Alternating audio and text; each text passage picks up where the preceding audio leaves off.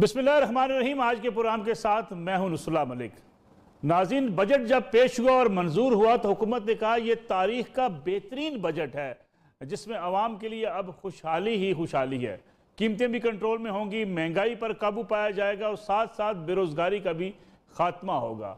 लेकिन दूसरी तरफ इस खदशे का इजहार किया जा रहा था कि बजट मंजूर होने के बाद हुकूमत मुसलसल मिनी बजट लाती रहेगी जिसके नतीजे में महंगाई भी बढ़ेगी, बिजली की कीमतें बढ़ेंगी और गैस की कीमतें बढ़ेंगी और बिल आखिर आवाम को मुश्किलात का सामना करना पड़ेगा। पेट्रोल की कीमतों में इजाफा हुआ जिसके बाद अब हर चीज़ की कीमत में इजाफा होने का इम्कान है। साथ बिजली की कीमतों में भी एक बार फिर इजाफा कर दिया गया। गोया हुकूमत ने अपने 3 बरसों में 21 बार बिजली की कीमतों में इजाफा किया है जो अब आम आदमी के लिए मुश्किल तरीन होता चला जा रहा है।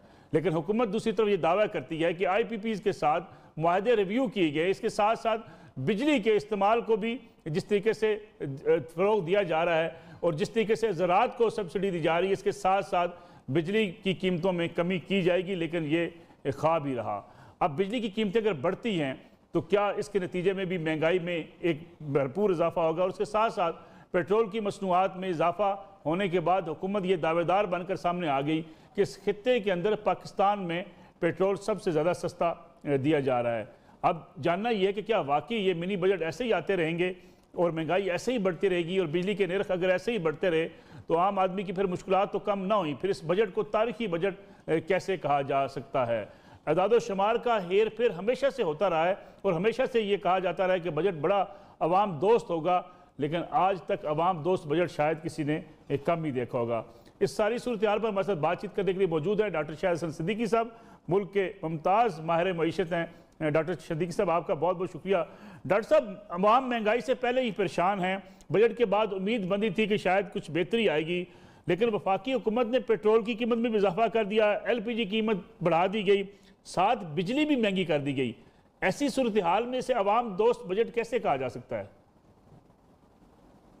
मलिक साहब, पहले मैं आपको 3 बुनियादी बातें बता दूं। नंबर 1, जो बजट था उसमें यह कहा गया था कि FBR की जो रेवेन्यूज का हदफ है वो है 5,829 अरब रुपया और ये कहा गया कि ज़बरदस्त हम इजाफा करके तारीखी हजम पर टैक्सों की वसूली बढ़ाएंगे। 5,829 अरब रुपया। 2100 अरब रुपया जो था वो था आपका जो है नॉन टैक्स रेवेन्यूज। तो इसका मतलब ये कि वफाक के पास जो मजमूई रकम आ रही है वो है 7,900 अरब रुपया। इसमें से 3400 अरब रुपया 3,400 बिलियन वो तो सूबा खाका NFC अवार्ड के तहत चला जाएगा। अब वफाक के पास बचते हैं 4,500 अरब रुपया। टैक्स जो आपका दफा है और जो सूद है उसकी बद में जो टोटल है वो है 4,500 अरब। यानी वफाक के पास जो रकम है उससे सिर्फ सूद अदा हो सकता है और दिफा के अखराजात पूरे हो सकते हैं। पूरा मुल्क जो चलाना है वो कर्जों पे चलेगा, निजकारी पे चलेगा, या तालीम का बजट कम करके चलेगा या तरक्याती। ये तो वाज़ेह है, इसमें तो कोई दो राय है ही नहीं। मैंने तो आपको हुकूमत के आदाद व शुमार जो बजट में वो पेश कर दी है। दूसरा, बजट में बड़ा अहम नुक्ता था कि सूबे 570 अरब रुपया फाजिल देंगे, यानी जो उनको पैसा मिलेगा वो पूरा खर्च नहीं करेंगे ताकि बजट खसारे को कंट्रोल में किया जा सके। वो था 570 अरब रुपया बजट में जो मंजूर हुआ। अब सूबों ने जो बजट दिए उसमें उन्होंने झटका मार दिया। पंजाब ने भी उस पर अमल नहीं किया जहां इनकी हुकूमत है, KP ने भी अमल नहीं किया, सिंध ने खसारे का दिखाया, बलूचिस्तान में खसारे का दिखाया। तो मैं एक फिगर दे रहा हूं, 570 फाजिल के बजाय 555 रुपए का झटका 1 जुलाई से पहले लग गया। तो मैंने आपको 2 नुकात बता दिए कि पहले तो सूद ही नहीं पूरा होगा दफा, दूसरे 555 अरब का झटका। ये तो 2 बुनियादी बातें हो गई। अब तो सवाल सिर्फ ये पैदा हो रहा है कि इसमें रखा गया था पेट्रोलियम लेवी 610 अरब रुपया जो पाकिस्तान की तारीख का सबसे बड़ा था, जिसको आप कह सकते हैं भत्ता। ये जो भत्ता 610 अरब रुपया ले रहे हैं, तो जो आपने बिल्कुल अपनी इब्तिदाई कलमात में कहा, ये इसकी वजह से तो पेट्रोलियम मसनूआत की कीमतें बढ़ेंगी। लेकिन मैं आपसे ये अर्ज कर दूं कि अब ये 30 रुपए लीटर तक भत्ता है। आपसे कुछ अर्से पहले ये 8 रुपए था। अगर मैं आपसे ये करूं कि पहले ये कार्बन टैक्स हुआ करता था, सुप्रीम कोर्ट ने कहा था ये गैर कानूनी है, इसका नाम बदल के रखा petroleum development levy. Supreme court ने कहा ये गैर कानूनी है, तो उन्होंने पेट्रोलियम लेवी कर दिया। ये है टैक्सों की चोरी जो होने देते हैं। डॉक्टर सिद्दीकी साहब, ये बताइएगा, ये जो हुकूमत दावेदार है, फवाद चौधरी साहब जो वज़ीर इत्तलात हैं, उनका एक ट्वीट भी सामने आया कि इस पूरे रीजन के अंदर पेट्रोलियम मसनूआत जो है वो पाकिस्तान में सबसे कम है। क्या ये दुरुस्त है? देखिए बात ये थी कि रुपए की कदर क्या है वहां पर, वहां जीएसटी क्या है, इनडायरेक्ट टैक्सेस क्या हैं, तालीम में कितना दे रहे हैं। बाज मुल्कों में ये होता है कि वो एनर्जी के जो है वो नर्ख बढ़ाते हैं, मगर तालीम और सेहत में पाकिस्तान, बांग्लादेश और अफ्रीका के कम मुल्कों से, अब मैं आपको बताऊं अभी शर्मिंदगी हुई, बांग्लादेश के 50 साल पूरे हो रहे हैं, उन्होंने एक स्टेटमेंट रिलीज कर दिया कि गरीब मुफलिस नादार लोग हम थे उनमें, और जब पाकिस्तान से हम अलग हुए, आज हम पाकिस्तान से कितना आगे हैं उन्होंने फिगर दे दी। और जो कुछ तो दी उनमें इंसानी वसाइल, तालीम और सेहत में वो कहते हैं हम कम अकल लोग पाकिस्तान से आगे निकल गए, बरामदात में हम पाकिस्तान से आगे निकल गए, रिजर्व्स में आगे निकल गए, ग्रोथ रेट में आगे निकल गए। तो कंपैरिजन जब करें तो बहुत सारी चीज़ों का करना पड़ता है, इससे कोई मकसद हासिल नहीं होता। मगर मैंने 3 जो आपको बातें बता दी, तो जब ये पेट्रोलियम लेवी आप 610 अरब लेंगे, इसके साथ एक और बात है, ये लोगों को गलतफहमी ना हो, मैं कह रहा हूं कि 20 रुपया लीटर कम से कम मजीद पेट्रोलियम मसनूआत के नरखों में इजाफा होना है। और जैसे अभी आपने फरमाया, जब ये इजाफा होगा तो दालें, सब्जियां, गोश्त, ट्रांसपोर्ट के किराए, बसों के किराए सब बढ़ेंगे। मैं वजह आपको बता दूं, ये खाली 610 अरब नहीं है। हमारे यहाँ लॉ ये है कि जब रुपए की कदर गिरती है तो हुकूमत का टैक्स बढ़ जाता है। हम जब आलमी मंडी में तेल की कीमतें बढ़ती हैं तो हुकूमत का टैक्स बढ़ जाता है। तो या तो आप ये करें कि फी लीटर टैक्स मुकर्रर कर दें, जैसे जैसे कीमत बढ़ेगी आलमी मंडी में पेट्रोलियम लेवी के अलावा जीएसटी, कस्टम ड्यूटी सब बढ़ जाएगा। और जो मार्केटिंग कंपनीज हैं उनके किराए भी बढ़ जाए, उनके भी मुनाफा बढ़ जाएगा। तो ये तो 20 रुपए कम से कम इजाफा मजीद होने वाला है, और उसके लिए जो इसरात आ जाएंगे वो आपके सामने है। तो ये जो मैंने आपको 4 फिगर्स दी हैं, अगर हुकूमत ये बता सके कि जितना उनकी जेब से उन्होंने निकाला है, क्या उस रिलीफ से, अब इसके अलावा कुछ और भी निकाला है वो बाद में बताऊंगा, कई गुना ज्यादा है उस रिलीफ से जो आम आदमी को बजट में दिया गया है। और जैसे पेट्रोलियम मसनूआत का आपको पता है, कानून के तहत हर 15 दिन के बाद वो रिव्यू होता है। और हमें पता है कि मई में इस 2019 में वो जो है मार्केटिंग कंपनीज ने जखीरा अंदोजी करके जबरदस्ती हुकूमत से बढ़वाया और इतना प्रेशर डाला कि हुकूमत ने आखिरी तारीख का भी इंतजार नहीं किया था। तो ये जो गठजोड़ है, अशराफिया के सामने जो है सरेंडर करना है, इससे अवाम कहीं के नहीं रहेंगे, मैं आपको बता रहा हूँ। मगर डॉक्टर साहब, ये हुकूमत जो बात करती है बिजली की, जब कीमतें बढ़ाती है, तो उससे पहले बड़े दावेदार थी हुकूमत कि हमने IPPs के साथ मुआहदे रिव्यू कर लिए हैं, अब बिजली सस्ती हो जाएगी। ये अगर मुआहदे रिव्यू हुए हैं तो फिर बिजली सस्ती हम क्यों नहीं दे पा रहे? देखिए, बिजली सस्ती का मसला इस वक्त नहीं है। आपको मैं अर्ज कर दूं कि इमरान खान साहब ने IMF की मैनेजिंग डायरेक्टर को फ़ोन किया। वो फ़ोन इसलिए किया कि हमारी जो टीम थी उन्होंने मई 2020 में IMF से मामला तय किए थे, जिसमें दो दफ़े हुए थे, दोनों में स्टेट बैंक के मौजूदा गवर्नर शामिल थे। उसमें ये एग्री हुआ था, तहरीरी तौर पर हुआ था कि बिजली के नरखों में 2 मरहलों में ज़बरदस्त इजाफा किया जाएगा। ये हम मुआहिदा कर चुके हैं। तो इमरान खान साहब ने बीइंग द प्राइम मिनिस्टर होते हुए उनको एहसास था अवाम की तकालीफ क्या होंगी, उन्होंने उनके मैनेजिंग डायरेक्टर को फ़ोन किया और अर्ज किया कि देखिए, हमारा कोविड-19 से हमारे अवाम तबाह हो गए, हमारी मईशत तबाह हो गई, लोगों की जिंदगियां जीरन हो गई। आप इंसानी हमदर्दी की बुनियाद पर मेहरबानी करें, हमें थोड़ी सी मोहलत दे दें। इंसानी हमदर्दी की बुनियाद पर शायद वो मोहलत दे दें। इसका मतलब ये होगा कि फौरी तौर पर ज़बरदस्त इजाफे के बजाय कुछ अरसे के बाद आप इजाफा करें। और ये वही गलती होगी जो इससे पहले 6 हुकूमतें 1993 से अब तक कर चुकी हैं कि इस्लाहात करने के बजाय मोहलत मांगती हैं। और 2016 में आपको बताऊं, जो 3 साल का एग्रीमेंट था PMLN का, उसमें उन्होंने 12 दफे हमें मोहलत दी और हमारी मईशत की तारीफ की। नतीजा ये हुआ कि 2017 में बहरान आ गया। हम उसी रास्ते पे जा रहे हैं कि मोहलत मांगेंगे, खुदा न खास्ता फिर बहरान आएगा और फिर IMF के पास जाएंगे और फिर अवाम जकड़े जाएंगे। तो ये इस शैतानी चक्कर में कौम को ना फंसाएं। अपना जो उनका मंशूर था वो देखिए, 2 तकालीफ इस वक्त हुई हैं। पहली तो ये कि अवाम की, जो आप महंगाई की बात कर रहे हैं, अवाम की कीमतें जो है खरीद वो गिरी है। पहले गिरी क्यों है मैं आपको बताऊं। जो पेंडेमिक आया तो गरीबों के लिए भी तो आया, आम आदमी के लिए भी आया। हुकूमत ने जो कौमी बचत स्कीमें हैं, जिसमें बेवाएं भी पैसा लगाती हैं, यतीम भी लगाते हैं, माजूर भी लगाते हैं, पेंशनर्स भी लगाते हैं, अवाम भी लगाते हैं, आम आदमी भी लगाते हैं, उनकी शरह मुनाफा में जबरदस्त कमी कर दी। और वो कमी अफरात-ए-ज़र की कमी से, यानी अफरात-ए-ज़र ज्यादा है मुल्क में और जो आप बचतों में दे रहे हैं मुनाफा वो कम है। ये जुल्म है, ये नाइंसाफी है, ये इस्तेहसाल है, आप कर नहीं सकते। मगर इससे बड़ा जो जुल्म हुआ, जिसको मैं माजरत के साथ जुर्म कहूंगा, वो ये था कि स्टेट बैंक ऑफ पाकिस्तान ने मार्च 2020 से जून 2020 तक एक साल में, अब तक एक साल हो गया है, 500 अरब रुपया 2 करोड़ लोगों से जिन्होंने बैंकों में 7,000 अरब रुपए रखे हैं, वो कानून तोड़कर, खुल्ला कानून तोड़ के उनसे 500 अरब रुपए घसीट लिए। 2 करोड़ 15 लाख आदमी हैं ये। और कौन सा कानून तोड़ा वो भी मैं बता दूं ताकि कोई गलतफहमी न रहे। Banking companies ordinance 26A, banking companies ordinance 40A और आईन पाकिस्तान की शिक 3।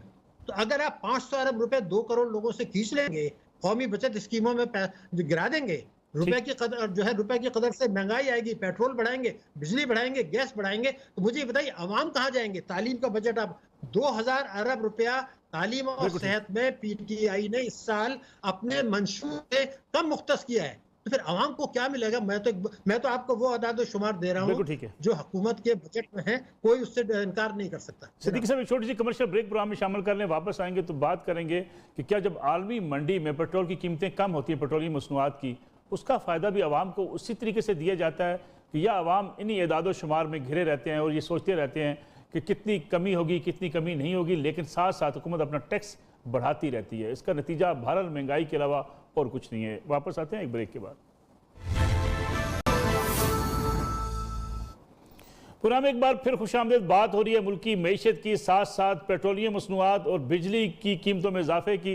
डॉक्टर शहजाद सिद्दीकी साहब, ये बताइएगा कि जब पेट्रोलियम मसनूआत की आलमी मंडी में कीमतें कम होती हैं, उतना ही रिलीफ हम अपने सार्फिन को देते हैं पाकिस्तान में? देखिए, मैं आपसे अर्ज कर दूं कि मैं सिर्फ इस हुकूमत की बात नहीं कर रहा, जो पिछली हुकूमतें भी थी पिछले सालों बरसों में, उन्होंने भी आलमी मंडी में तेल की कीमतों में कमी का फ़ायदा आवाम को मुंतकिल नहीं किया। लेकिन मैं तो मौजूदा वज़ीर ख़जाना का आपको बयान बता दूं, वो ये फरमाते हैं कि अगर आलमी मंडी में तेल की कीमत कम हुई तो हम पेट्रोलियम लेवी बढ़ा देंगे। तो जब आप इसके लिए तैयार ही नहीं है कि आलमी मंडी में तेल की कीमतें कम का फ़ायदा इसलिए नहीं पहुंचाते कि ये पेट्रोलियम लेवी और भत्ता जो है ये हम लेते हैं टैक्सों की चोरी का नुकसान पूरा करने के लिए। लेकिन अगर मैं आपसे अर्ज कर दूं कि कभी 1 मिनट के लिए अगर ये ठंडे दिल से सोचें कि जब आप आलमी मंडी में पेट्रोल की कीमतें कम होने के बावजूद जब आप बढ़ाते हैं तो एक शैतानी चक्कर में फंसते हैं। वो शैतानी चक्कर क्या है कि पहले आप टैक्सों की चोरी होने देते हैं, उससे जो नुकसान पूरा होता है उससे आप पेट्रोल के बिजली और गैस के नर्ख बढ़ाते हैं। जब आप ये नर्ख बढ़ाते हैं तो महंगाई बढ़ती है, जिससे अवाम कुछ ले जाते हैं, और सनतों की पैदावारी लागत बढ़ती है। जब सनतों की पैदावारी लागत बढ़ती है तो आपकी बरामदात गिरती है। जब बरामदात गिरती है तो आप कहते हैं अच्छा जी रेमिटेंसेस बढ़ाओ, और 111(4) के तहत उनको कहें जी हम तो कोई सवाल नहीं पूछेंगे। तो ये पाकिस्तान की तारीख में शायद पहली दफा हुआ कि इस 3 सालों में 73 अरब डॉलर की तरसीलात आई, बरामदात कम है और रेमिटेंसेस ज्यादा हैं। कैसे हो सकता है भाई? बरामदात से रोजगार मिलता है, ये जो आप रेमिटेंसेस आ रही हैं इससे तो आप तिजारती खसारा पूरा कर रहे हैं, क्योंकि मेरे मुल्क की बरामदात जो हैं उससे इंपोर्ट दुगनी से ज्यादा हैं। ये तो आग से खेल रहे हैं आप बरामदात बढ़ाएंगे तो रोजगार मिलेगा, तो ज़र मुबादला आएगा। तो ये 40% जो हमारे डॉक्टर साहब एक आर्डिनेंस के जरिए अगर वफाकी हुकूमत को किसी मुशावरत के बगैर बिजली की कीमतों में इजाफे का इख्तियार दिया जाता है, इसका कोई हल है?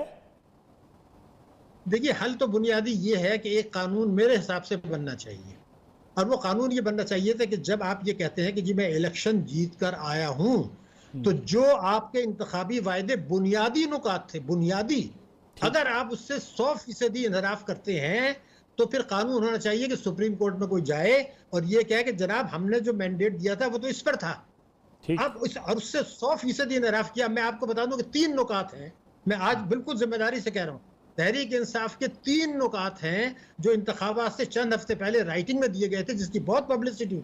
अगर उस पर अमल कर लें तो आप बिजली के नर्ख कम होंगे, पेट्रोल के नर्ख कम होंगे, तालीम का बजट 2000 अरब रुपए बढ़ जाएगा, महंगाई जो इस वक्त 9.7 है वो 4% पे आएगी, और ग्रोथ जाएगी 10% पर। लेकिन चंद लाख आदमियों को नवाजने के लिए हम उससे 100% इनराफ कर रहे हैं। हर किस्म की आमदनी पर टैक्स लगाएंगे और मईशत को दस्तावेजी बनाएंगे, काले धन को सफ़ेद होने से रोकेंगे, और तालीम और सेहत का बजट बनाएंगे। तो ये पेट्रोलियम लेवी भत्ता खत्म होगा। ये वो चीजें हैं जो मेरे मुल्क को ले जाएंगे 8 से 10%, और शरह नमू मेरी 8 से 10% कब होगी? जबकि हमारा जीएसटी जो है, इशरत हुसैन जो मैं आपको बताऊं, ये 1999 से हर हुकूमत में कहीं न कहीं पोस्ट पर रहे हैं। उनका 2003 में एक तहरीरी बयान है कि अगर टैक्स की चोरी रुक जाए तो पेट्रोलियम लेवी 0 होगा, जीएसटी जो है 17 के बजाय सिर्फ 5% होगा। ठीक, वही मैं कह रहा हूं कि आप 5 ये लाएं तो मेरी मुल्क में जो महंगाई है वो तो 4-5 पे रहेगी, ग्रोथ 10% पे जाएगी, गुर्बत में कमी होगी, बेरोजगारी में कमी होगी, कर्जों के बोझ में तो कमी पीटीआई होगी। ने किन हमारी 3 चीजों से 100% इनराफ किया है डॉक्टर शाहसन सिद्दीकी साहब? देखिए, पहला जो जुमला था मैं उसका उर्दू तर्जुमा पेश कर दूं जो तहरीरी है। इंतखाबत से चंद हफ्ते पहले इक़्तिदार में आने के 100 दिन के अंदर, विद इन 100 डेज, वफाक और सूबे हर किस्म की आमदनी पर यानी अदल पर मबनी टैक्स का निज़ाम लाएंगे। और अदल के मबनी को उन्होंने पहले डिफाइन किया था कि वफाक और सूबे हर किस्म की आमदनी पर टैक्स लगाएंगे। तालीम और सेहत का बजट 7.6% होगा, जो कि इसका आधा भी नहीं है। जीएसटी कम हो जाएगा, पेट्रोलियम लेवी कम हो जाएगा, मईशत को दस्तावेजी बनाएंगे और एमनेस्टी नहीं आएगी। कई हजार अरब रुपया चोरी का, डाके का पैसा प्रॉपर्टी में है। उन्होंने कहा था जो प्रॉपर्टी की वैल्यूएशन कम होगी मैं उसको कौमी मिल्कियत में ले लूंगा। आज 21 करोड़ की प्रॉपर्टी कमर्शियल 3 करोड़ में है, डिक्लेयर हो रही है। उन्होंने उसको नहीं बढ़ाया, किसी हुकूमत ने भी नहीं बढ़ाया। तो एक तो सबसे बड़ा तो ये है। दूसरा, तवानाई, जो आज आपका मौजू है, उन्होंने ये कहा था कि मैं हंगामी बुनियादों पर, इमरजेंसी पर उन वजूहात को दूर करूंगा जिनकी वजह से सर्कुलर डेट पैदा होता है। वो 1200 से 2600 अरब हो गया, दुगने से ज्यादा हो गया, बहुत स्पीड से हुआ। फिर उन्होंने कहा था कि मैं लाइन लॉसेस को रोकूंगा, ये जो सुई गैस कंपनीज हैं ये इनकी इस्लाह करूंगा, उनके चीफ एग्जीक्यूटिव्स को मेरिट पे लाऊंगा, उनके बोर्ड ऑफ डायरेक्टर्स को लाऊंगा, लाइन लॉसेस को रोकूंगा। कुछ भी नहीं हुआ। तो अब नतीजा ये हुआ कि बिजली के नर्ख आपने बताया 21 दफे बढ़े, सर्कुलर डेट बढ़ गया, टैक्स जीडीपी का तनासुब गिर गया, बजट खसारा बढ़ गया। महंगाई जो जनवरी में, इसी साल जनवरी में 5.7 थी, जून में 9.7 आ गई। गुर्बत और बेरोजगारी और महंगाई, तो कहीं ऐसा तो नहीं खुदा न खास्ता सियासी बुरान के साथ एक माशी बुरान भी मुल्क में आ जाए और लोग जो है जमहूरियत से अगर खुदा न खास्ता हट गया। और मैं लग रहा है कि IMF जो हमें मोहलत दे रहा है, ये न्यू ग्रेड गेम है, ये पाकिस्तान के गिर्द घेरा तंग हो रहा है। IMF, FATF और ये सारी चीजें मिलके जौहरी ताकत पाकिस्तान के गिर्द घेरा तंग कर रहे हैं ताकि हमारे पर मजीद डिक्टेशन दिए जा सके, हमारी सलामती को खतरा है। तो कौमी सलामती में अगर कोई डिस्कशन होना है तो ये होना है कि किस तरह पाकिस्तान की सलामती को दाव पर लगाया जा रहा है। ये बहुत संगीन मसला है। मईशत का, गुर्बत तो बाद में है, पहले तो मुल्क है, पहले इस्लाम है, फिर मुल्क है, फिर ये है। तो हमने तो दोनों चीजों को नजरअंदाज कर दिया। और ये संगीन मसला मेरे हिसाब से इसलिए कि मेरे मुल्क की जो अल्लाह ताला ने वसाइल दिए हैं, जो इंसानी वसाइल दिए हैं, जो मादी वसाइल दिए हैं, वो भारत, बांग्लादेश और दूसरे मुल्कों से बहुत ज्यादा हैं। तो अगर बांग्लादेश और श्रीलंका मुझसे आगे निकला तो मैं कामयाबी के दावे करते वक्त कभी तो खुदा के गजब से डरें। बांग्लादेश ने जो ये अभी किया है कि पाकिस्तान ये है, हम मुफलिस लोग, हम यहाँ हैं, पूरी फिगर्स दे दी हैं। अब वो पढ़ के हमें शर्म आती है और ये लोग कामयाबी के दावे कर रहे हैं। तो जाहिर है कि मेरा मुल्क है तो मेरा ब्लड प्रेशर तो बढ़ेगा कि ये बांग्लादेश बात तो वो क्या कर रहे हैं कि वहां तो गुर्बत थी, वहां तो एक्सपोर्ट ही नहीं था। और हम कहाँ चले गए, उनके रिजर्व कहाँ हैं? हमारे रिजर्व तो कर्जे के हैं, हमारा रिजर्व है ही नहीं। और मैं आपको अगर आज बताऊं, इस साल जो कामयाबी की बातें कर रहे हैं, $8 अरब तिजारती खसारा बढ़ गया। कौन सी कामयाबी? $8 अरब बढ़ा है, अगले साल और बढ़ेगा।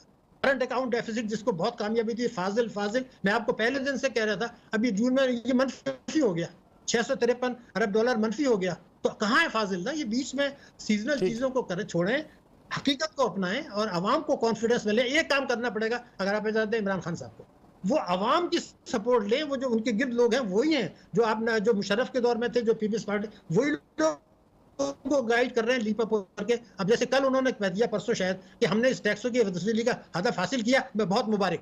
अब मैं आपको बताऊं, बजट जो मंजूर हुआ है उससे 232 अरब रुपया टैक्सों की वसूली की कम है इस साल, और 2400 अरब रुपए 3 साल में कम है। इतनी मायूस कुन बात को प्राइम मिनिस्टर साहब से करा दिया कि जी मुबारक सलामत, मुबारक सलामत। अब जो लोग इन फिगर्स को देखते हैं कि जो बजट मंजूर क्या हुआ था, आज क्या हुआ है, तो इन लोगों को हटाएं और आवाम की सपोर्ट में लें, आवाम के पास जाएं, तो वो बहुत कुछ कर सकते हैं। लेकिन इन्हीं लोगों में घिरे रहे जो मुशर्रफ के साथ थे, जो नवाज शरीफ के साथ थे, इस पार्टी के साथ थे, वो कहीं के नहीं रहेंगे और मुल्क का नुकसान होगा। डॉक्टर शाहसन सिद्दीकी साहब, बहुत बहुत शुक्रिया आपको प्रोग्राम में देने का। प्रोग्राम एक ब्रेक का वक्त हुआ, ब्रेक से जब वापस आएंगे तो बात करेंगे हिंदुस्तान के उस ड्रोन ड्रामा की जो वो मुसलसल रचा रहा है। लाहौर में होने वाले धमाके के हवाले से वजीर इत्तलात जनाब फवाद चौधरी साहब ने और मोईद यूसुफ जो कौमी सलामती के मशीर हैं वज़ीर आज़म के, उन्होंने वाज़े तौर पर बता दिया कौम को कि इस लाहौर के धमाके के पीछे हिंदुस्तान का हाथ था। हिंदुस्तान एक तरफ पाकिस्तान के अंदर बदअमनी फैलाने की कोशिश कर रहे हैं, दूसरी तरफ ड्रोन ड्रामा भी आपके सामने रखेंगे, उसकी सारी कड़ियाँ आपके सामने रखेंगे कि किस तरीके से ये ड्रोन ड्रामा रचाया गया और इसके मकासद क्या हो सकते हैं। वापस आएंगे एक ब्रेक के बाद। हमारे साथ मौजूद होंगे मुमताज़ दिफाई तज़ियाकार जनाब जनरल नईम खालिद लोधी साहब। उनसे पूछेंगे कि हिंदुस्तान का ये ड्रोन ड्रामा आखिर क्यों रचाया गया और हिंदुस्तान पाकिस्तान के अंदर बदअमनी पैदा करके और पाकिस्तान को बदनाम करके उसके मकासद क्या हैं, इस पर बात करेंगे एक ब्रेक के बाद।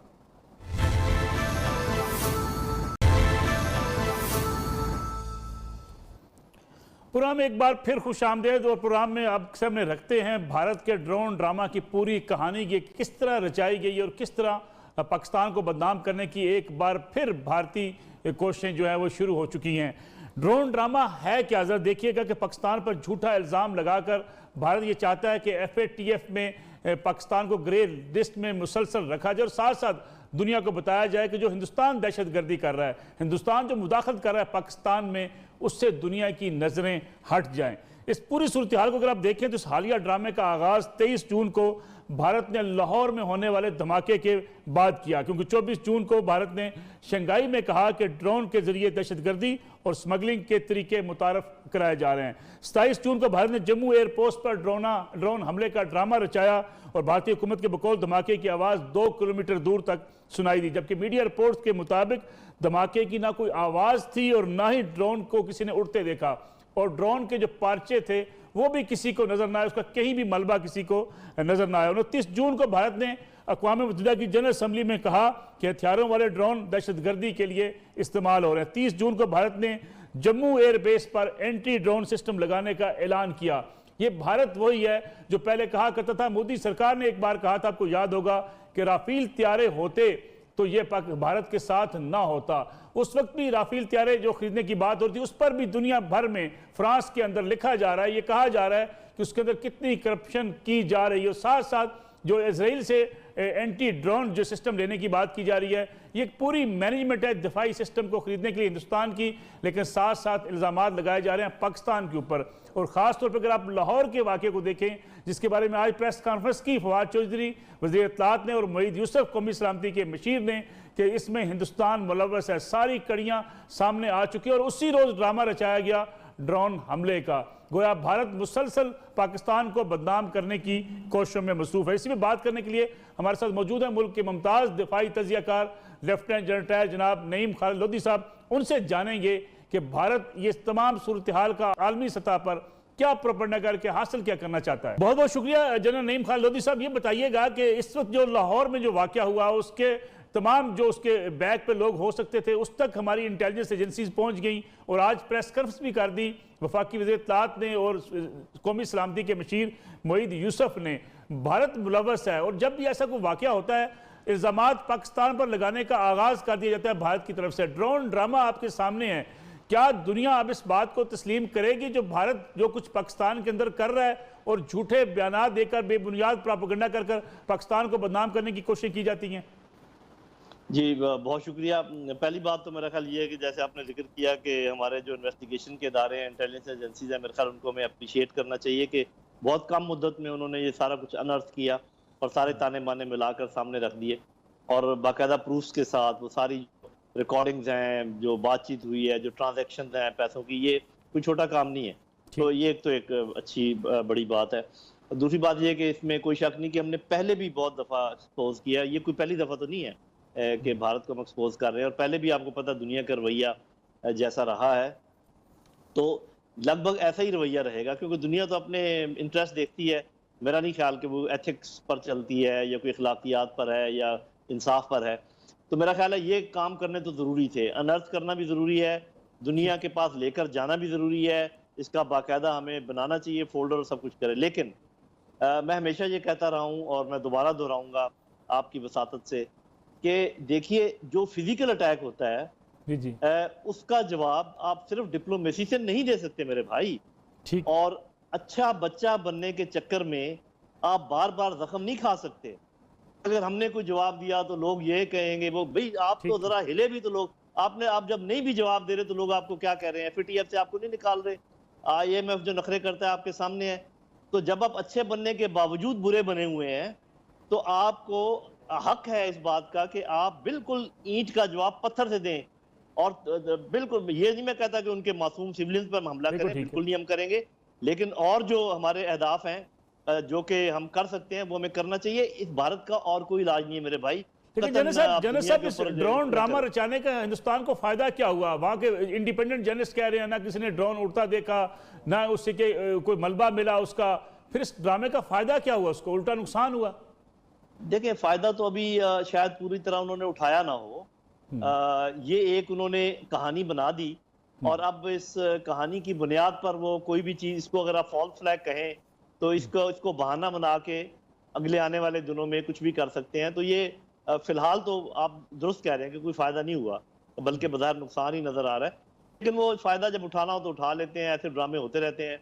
तो मेरा ख्याल हमें बहुत मुस्तैद रहना चाहिए, होशियार रहना चाहिए। और ये जो शिकायतों का पलंदा लिए लिए फिरना, कभी एक के दर पे कभी दूसरे के दर पे, इससे कुछ नहीं होने का।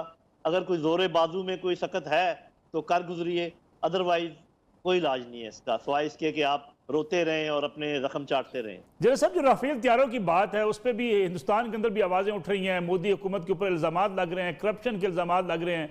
साथ जो ये खरीदारी की बात की जा रही है, एंटी ड्रोन सिस्टम लगाने की बात की जा रही है, इजराइल से खरीदने की बात की जा रही है, ये भी एक खास टैक्टिस हो सकती है मोदी हुकूमत की कि इस किस्म का प्रोपेगेंडा किया जाए, फिर खरीदारी की जाए, उसमें फिर किक बैक्स हासिल की जाए। जी, इसमें मेरा ख्याल अदारा खुद भी मुलव्वस हो सकता है, एयरफोर्स खुद भी मुलव्वस हो सकती है। और आपने देखा कि थोड़ा सा चपकलिश भी हुई है उनके आर्मी और एयरफोर्स के दरमियान। उनके सीडीएस ने कहा जी हमारी एयरफोर्स तो बस ऐसे ही है जैसे कोई तोपखाना हो। तो बहुत बुरी, ये किसी अपने एयरफोर्स को ये बात कहना बहुत एक आप समझे गिरी हुई बात है। और उनके एयरफोर्स चीफ ने फिर जवाब भी दिया है कि जी हम ऐसे नहीं है जैसे वो समझते हैं। तो आपने ये मुमकिन है कि मजीद तैयारे खरीदने के लिए या कोई सिस्टम खरीदने के लिए ये सारा साफ तब किया हो। लेकिन अगर आपने फॉलो किया तो आपको पता होगा कि पाकिस्तानी जेएफ थंडर ने कतर में राफेल तैयारों के साथ क्या किया है। बिल्कुल ठीक। जनरल साहब, अगर ये देखा जाए कि भारत के सियासी बुनियादों पर जो है तैनात होने वाले बिपिन रावत और एयर चीफ के माबैन जो एक तनाज़ा सामने आया, जो बयानबाजी सामने आई, क्या मुमकिन है कि एयर फोर्स को, जो हिंदुस्तान की एयर फोर्स है, उसे लेट डाउन करने के लिए भी ये ड्रामा रचाया जा सकता है? जी मुमकिन है। ये तो मैं पहले ही कह रहा हूँ कि ये एयरफोर्स खुद भी कर सकती है और ये आर्मी की तरफ से भी हो सकता है, ताकि उनको लेट डाउन किया जाए जैसे आप कह रहे हैं। और उनकी जो गुफ्तगू हुई है उससे भी ये अंदाजा लगाया जा सकता है। तो इसके ये सारे पहलू जो हैं ये मुमकिनात में हैं। ये इनका आपस की चपकलिश भी हो सकती है, ये नए वेपन सिस्टम खरीदने का एक बहाना भी हो सकता है, ये फॉल्स फ्लैग भी हो सकता है पाकिस्तान के अगेंस्ट कार्रवाई करने का। तो ये तमाम मेरा ख्याल पहलू हमें अपनी नज़र में रखने चाहिए और उनके मुताबिक अपनी तैयारी जो है वो अच्छी रखनी चाहिए। जनरल साहब, लाहौर के धमाके के हवाले से जो प्रेस कॉन्फ्रेंस आज हुई, वाज़ेह तौर पे बता दिया गया कि उसके अंदर हिंदुस्तान मुलव्वस है। इससे बढ़ के आगे आलमी सतह पर हिंदुस्तान के इस अमल को बेनकाब करने के लिए क्या किया जाना चाहिए?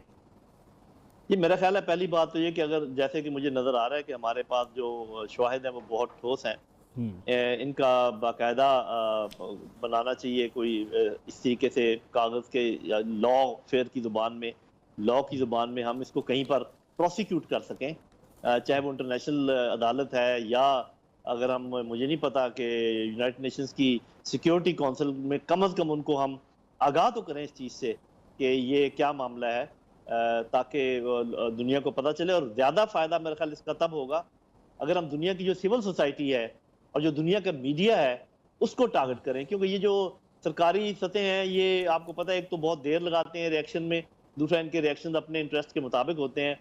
लेकिन जो सिविल सोसाइटी है एट लार्ज और जो मीडिया है, खासकर जो इंडिपेंडेंट मीडिया है, वहाँ पर ये बहुत कारगर साबित हो सकता है। देखें भी हमारे लोग क्या स्ट्रेटजी बनाते हैं।